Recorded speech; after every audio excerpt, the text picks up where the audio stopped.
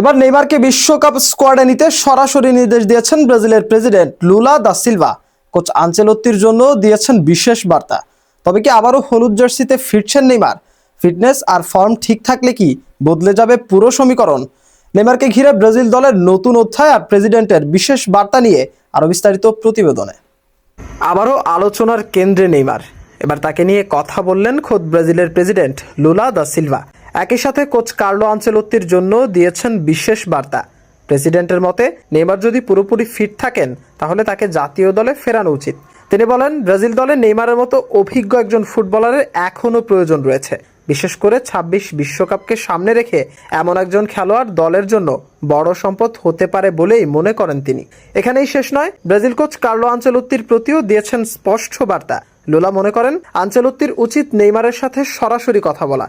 তাদের মধ্যে ভালো বোঝাপড়া তৈরি হলে ব্রাজিল দল আরও শক্তিশালী হয়ে উঠবে। তবে নেইমারকে নিয়ে শুধু প্রশংসাই করেননি প্রেসিডেন্ট, তিনি দিয়েছেন গুরুত্বপূর্ণ একটি শর্ত। তার মতে নেইমারকে হতে হবে আরও বেশি পেশাদার। মাঠের বাইরে কি করছেন সেটা বড় বিষয় নয়, কিন্তু মাঠে তাকে দিতে হবে শতভাগ পারফরমেন্স। মেসি বা রোনালদোর মতো শৃঙ্খলা ধরে রাখতে পারলেই নেইমার আবারও ফিরতে পারেন নিজের সেরা ছন্দে। বর্তমানে ইনজুরি কাটিয়ে ফেরার চেষ্টায় আছেন নেইমার। ধীরে ধীরে নিজেকে প্রস্তুত করছেন বড় মঞ্চের জন্য। তবে ব্রাজিলের সমর্থকরা এখনও দুই ভাগে বিভক্ত। একদল চায় নেইমারের প্রত্যাবর্তন, অন্য দল মনে করেন নতুনদেরই সুযোগ দেওয়া উচিত। কিন্তু প্রেসিডেন্টের এই প্রকাশ্য সমর্থন নেইমারের ফেরার সম্ভাবনাকে অনেকটাই বাড়িয়ে দিয়েছে। এখন সব চোখ কোচ কার্লো আনচেলত্তির সিদ্ধান্তের দিকে। তিনি কি অভিজ্ঞতায় ভরসা রাখবেন নাকি নতুনদের নিয়েই এগোবেন সামনে? এদিকে ব্রাজিল দলের সাম্প্রতিক পারফরমেন্স নিয়েও উঠছে নানা প্রশ্ন। গুরুত্বপূর্ণ ম্যাচগুলোতে ধারাবাহিকতার অভাব স্পষ্টভাবে চোখে পড়ছে। সেখানেই নেইমারের অভিজ্ঞতা বড় পার্থক্য গড়ে দিতে পারে বলে মনে করছেন অনেক বিশ্লেষক। ড্রেসিং রুমে তার উপস্থিতি তরুণদের জন্য অনুপ্রেরণা হিসেবেও কাজ করতে পারে।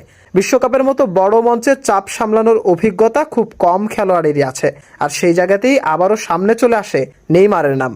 শেষ সিদ্ধান্তটা একান্তই কোচের কৌশল ও পরিকল্পনার উপর নির্ভর করছে। ফিটনেস, ফর্ম আর দলের প্রয়োজন সবকিছু মিলিয়েই হবে চূড়ান্ত নির্বাচন। নেইমার নিজেও জানেন, সুযোগ পেলে প্রমাণ দিতে হবে মাঠেই।